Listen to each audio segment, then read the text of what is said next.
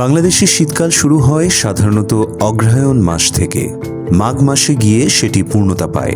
শীতকালে বাজার ভরে যায় শীতকালীন সবজিতে, যেমন শিম, ফুলকপি, বাঁধাকপি, টমেটো, নূতন আলু, ব্রোকলি, পালং শাক, মূলা, গাজর, মটরশুঁটি, শালগম সহ আরও হরেক রকমের সবজি। আমি ডক্টর কবির আজ আপনাদের জানাবো শীতের কোন সবজি কাদের খেতে মানা। প্রথমেই বলবো টমেটো কাদের খেতে মানা।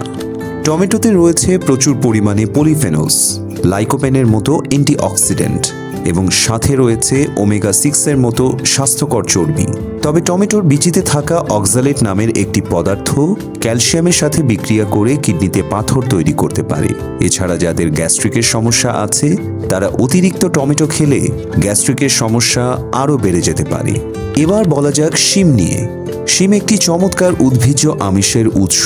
তবে যাদের অ্যাডভান্স কিডনি ডিজিজ আছে, গাউট বা বাতের সমস্যা আছে এবং কিডনিতে পাথর হওয়ার ইতিহাস আছে, তাদের ক্ষেত্রে অতিরিক্ত শিম পরিহার করা উচিত। এরপর আসা যাক ফুলকপি এবং বাঁধাকপি কাদের খেতে মানা। ফুলকপি এবং বাঁধাকপিতে রয়েছে প্রচুর fibre, antioxidant, vitamin C, vitamin K সহ আরও অনেক প্রয়োজনীয় উপাদান। তবে যাদের হাইপোথাইরয়েডিজম নামের হরমোনের সমস্যা আছে তাদের ক্ষেত্রে কাঁচা অথবা সালাদ করে এসব সবজি না খাওয়াই ভালো, কারণ এতে থাকা গয়ট্রোজেন্স নামের পদার্থ আয়োডিন খনিজের শোষণে বাধা দিয়ে থাইরয়েড হরমোন তৈরিতে বাধা দেয়। তবে রান্না করে খেলে এই সমস্যা থেকে মুক্তি পাওয়া যায়। মূলা কারা খাবেন না? শীতের একটি জনপ্রিয় সবজি হলো মূলা। এতে আছে dietary fibre, folate, vitamin C, পটাশিয়ামের মতো উপাদান। তবে যাদের গ্যাস্ট্রিকের সমস্যা আছে এবং হাইপোথাইরয়েডিজম আছে তাদের কাঁচা মূলা সালাদ হিসেবে না খাওয়াই ভালো।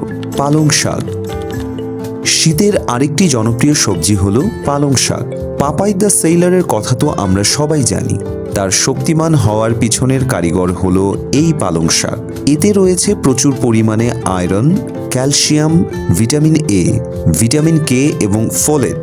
তবে যাদের কিডনিতে পাথর হওয়ার ইতিহাস আছে, বাতের সমস্যা আছে এবং কিডনি রোগ আছে তাদের ক্ষেত্রে অতিরিক্ত পালং শাক না খাওয়াই ভালো। সবশেষে বলবো মটরশুঁটি নিয়ে। সবুজ মটরশুঁটি শীতের আরেকটি জনপ্রিয় সবজি। এতে আছে প্রচুর পরিমাণে উদ্ভিজ্জ প্রোটিন, ফাইবার, ভিটামিন বি9 বা ফোলেট। কিন্তু অতিরিক্ত মটরশুঁটি বাতের ব্যথা, কিডনি রোগী এবং ইরিটেবল বাউল সিন্ড্রোমের রোগীদের জন্য বিপজ্জনক হতে পারে। তাই এ সময় পরিমিত পরিমাণ মটরশুঁটি খাওয়াই রোগীদের শরীরের জন্য ভালো হবে।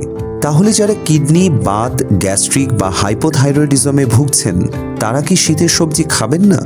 অবশ্যই খাবেন। তবে সবজি কাঁচা সালাদ করে না খেয়ে ভালো করে রান্না করে খেলে, পরিমিত পরিমাণে খেলে এবং সামান্য পরিমাণে সিদ্ধ করে পানি ফেলে দিয়ে পুনরায় রান্না করলে হাইপোথাইরয়েডিজম, বাত, কিডনি বা গ্যাস্ট্রিকের রোগীরা শীতের সবজি সহজেই খেতে পারবেন। তাহলে আজ এ পর্যন্তই। দেখা হবে পরবর্তী পর্বে নতুন কোনো ভিডিও নিয়ে। সে পর্যন্ত খেতে থাকুন শীতের সবজি। ধন্যবাদ সবাইকে।